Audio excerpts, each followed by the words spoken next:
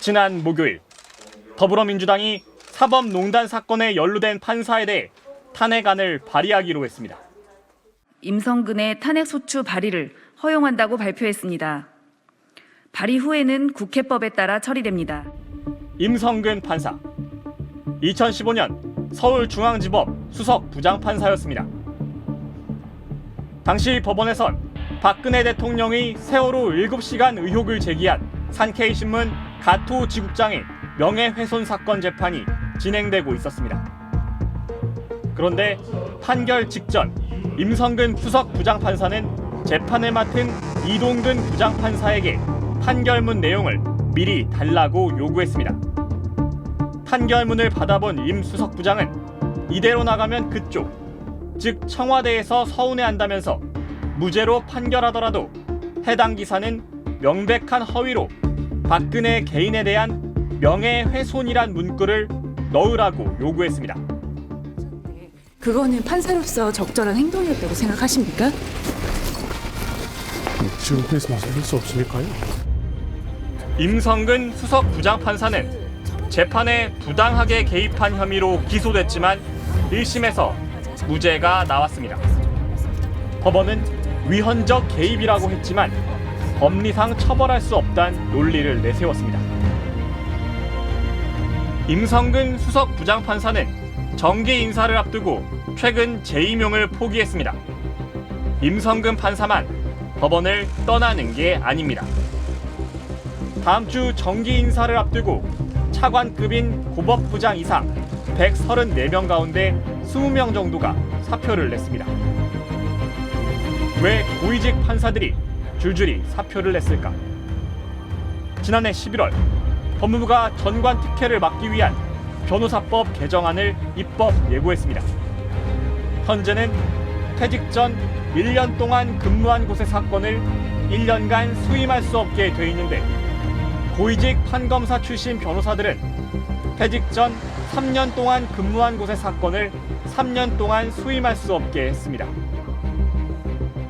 조세 포탈이나 몰래 변론을 목적으로 선임계를 내지 않을 경우 현재 1년 이하 징역 1,000만 원 이하 벌금형을 2년 이하 징역 2천만 원 이하 벌금형으로 강화했습니다. 고위직 판사들이 줄사표를 낸 건 이 법의 국회 제출을 앞둔 때입니다. 그동안 법관으로서 검사로서 박봉에 고생했으니까 그러니까 그것을 보상받아야 되는 개업하고 나서 몇 년간 그때 이제 보상을 받아야 된다는 이런 의식들이 아직도 있는 것 같아요.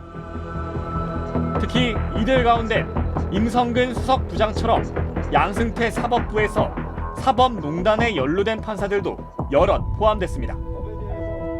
임성근 판사가 헌정사상 처음으로 탄핵된다면 5년 동안 변호사 개업을 할 수 없습니다. 이미 다수의 사법농단 법관들이 퇴직해서 전관 예우의 혜택을 받고 있습니다. 지금 이 기회마저 놓친다면 사법농단의 역사적 과오를 바로잡을 기회를 잃게 됩니다. 이른바 잘나가는 정관들에겐 공통점이 있습니다. 조직에서 엘리트 코스를 거쳤다는 점입니다. 법원에선 법원행정처와 대법원 재판연구관 출신, 검찰에선 특수부 출신입니다. 이들만의 카르텔에 묵묵히 일하는 보통의 판검사들이 끼어들 자리는 없습니다. 이런 식으로 이제 해본 사람들만 그걸 하고 나머지 대개 이제 절대 다수를 차지하는 형사부 검사들은 그거에 중간에 떠들기 힘들죠.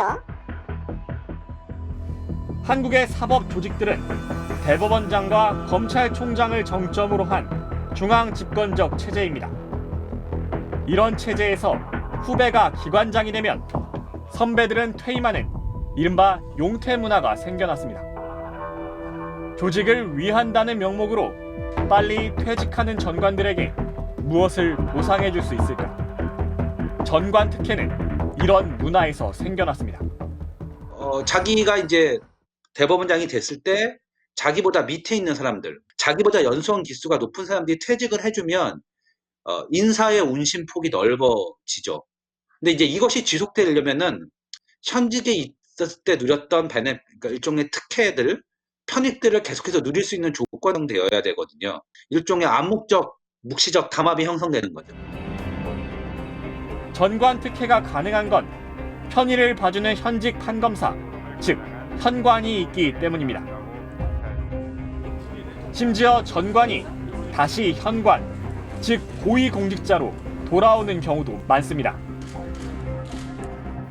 국내 1등 로펌 김앤장 공화국이란 말이 있을 정도로 영향력이 막강합니다. 김앤장의 무서운 힘은 이른바 김앤장 회전문 인사에서 나옵니다. 박근혜 정부 시절 청와대 민정수석실 비서관 5명이 판검사에서 김앤장으로 갔다가 다시 청와대로 돌아온 김앤장 출신이었습니다. 이건 문재인 정부에서도 마찬가지입니다. 지난달 새로 임명된 신현수 신임 청와대 민정수석.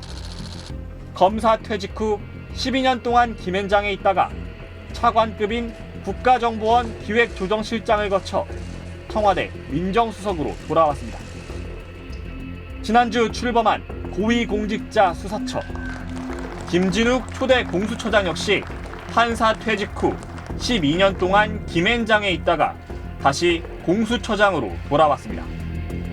전관 변호사들이 언제든 다시 자기가 모시는 고위직으로 복귀할 수 있는 현실. 전관의 힘이 막강한 이유입니다. 사법개혁은 오랜 과제입니다. 공수처 하나 출범한다고 다 해결할 수 없습니다. 전관 예우가 아닙니다. 전관 특혜입니다. 스트레이트는 끝까지 추적하겠습니다.